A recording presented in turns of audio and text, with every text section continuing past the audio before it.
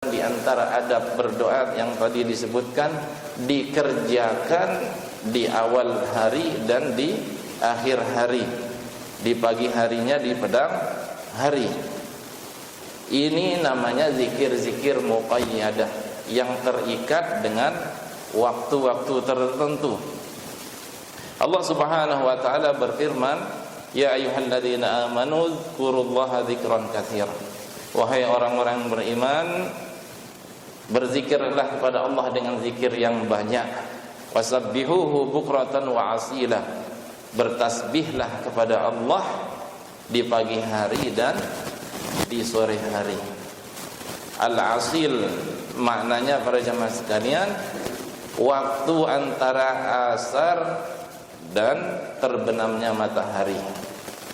Kemudian juga Allah berfirman, wasabbih bihamdi rabbika bil ashyi wal ibkar.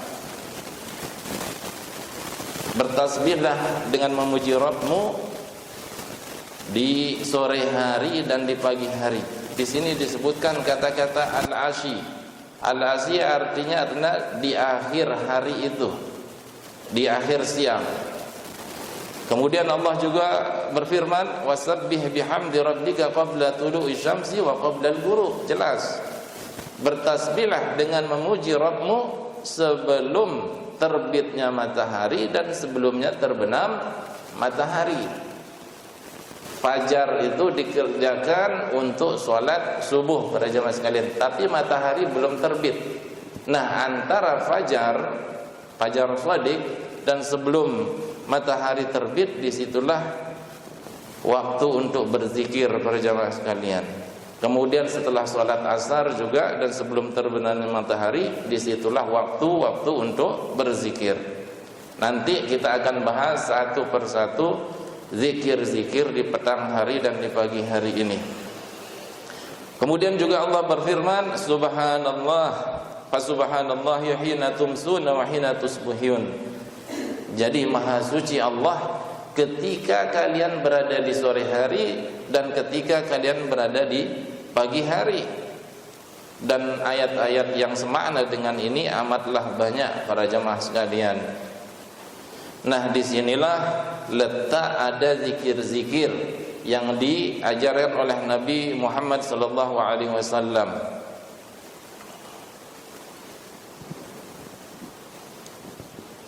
Nabi sallallahu alaihi wasallam bersabda, li an aquda ma qaumin yadhkuruna Allah taala min salatil ghadati.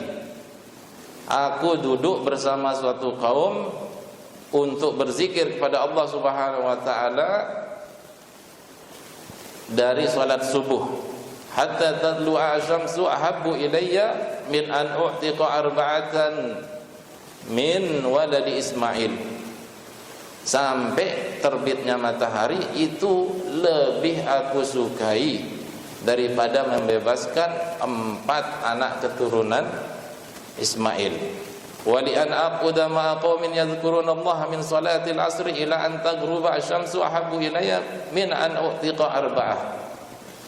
Dan aku duduk berzikir bersama sebuah kaum sejak selesainya salat asar sehingga sebelum matahari terbenam, itu lebih aku cintai daripada membebaskan 4 orang anak keturunan Bani Israel.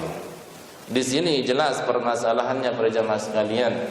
Ada penunjukan waktu-waktu untuk berzikir, yaitu di pagi hari setelah sholat subuh dan sebelum terbitnya matahari.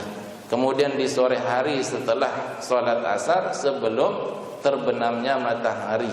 Akan tetapi masalah ini kata para ulama, masalah yang luas, masalah yang fleksibel.